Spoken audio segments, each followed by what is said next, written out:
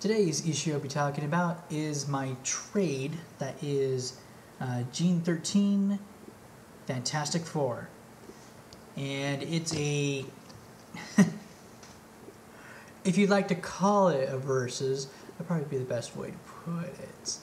But definitely a nice little crossover they did here that just made it fun to, you know, put two groups against each other, even if it's not their fault.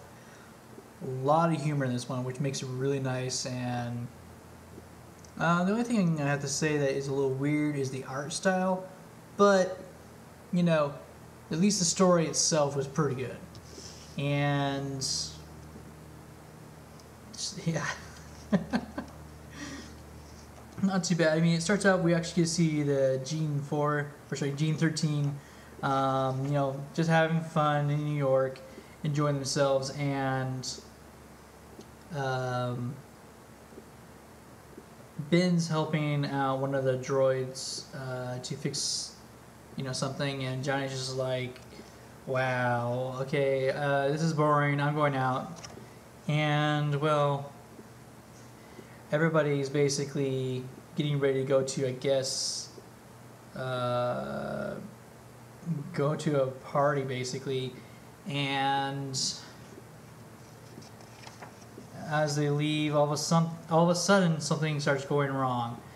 You know, a huge marine animal is swimming up from the deep depths of the sea, heading towards New York, and Qeelocke is the only one who actually can sense it, and he starts freaking out because, well, how is he supposed to tell anybody when nobody's there?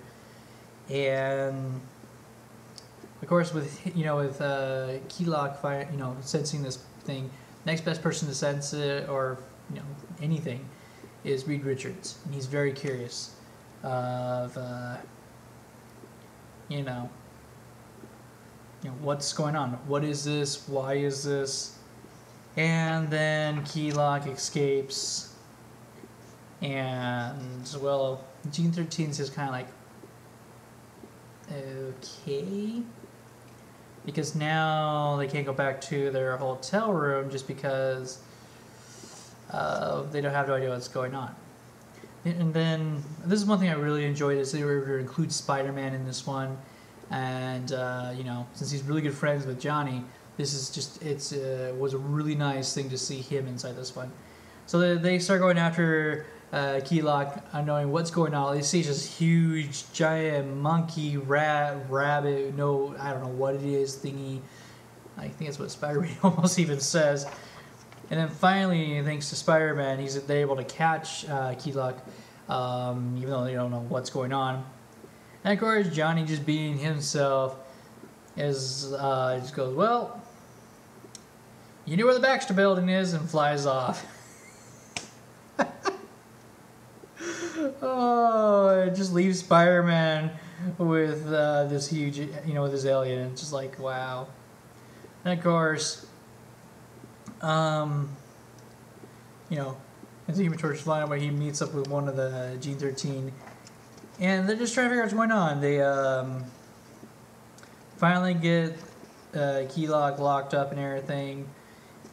They're looking around for it, and they figure out where,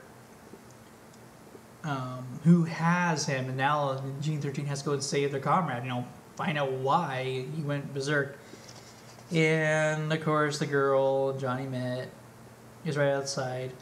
Unfortunately, I don't really know any of their names, so it's I don't know the Gene 13. It's just one of those groups that I haven't read enough of them. They come from Wildstorm, and it's actually who has that's actually who got permission from Marvel to do this one. It was fantastic. Did a fantastic job on it. Then that's when everything just starts going crazy. That Burnout decides to attack Johnny Storm. So fire versus fire, and that's when things start going crazy and people. That's when the battle really starts. They don't know what's going on, and I do like how they decided to go ahead and have a fight between two fire beams. I think that was really cool, and it's a really good thing. And I'll leave who wins alone right there. Finally, Qeelocke escapes.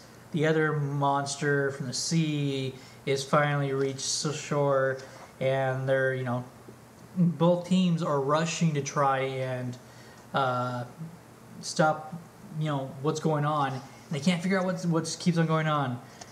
Why is Qeelocke going crazy? He's not recognizing his team. What about this other big monster? What is this monster doing here? And the news copters are all around. Everything's going fine. They're just like, oh, look, the Fantastic Four. Whoever these people are, Gene 13, they're fighting too.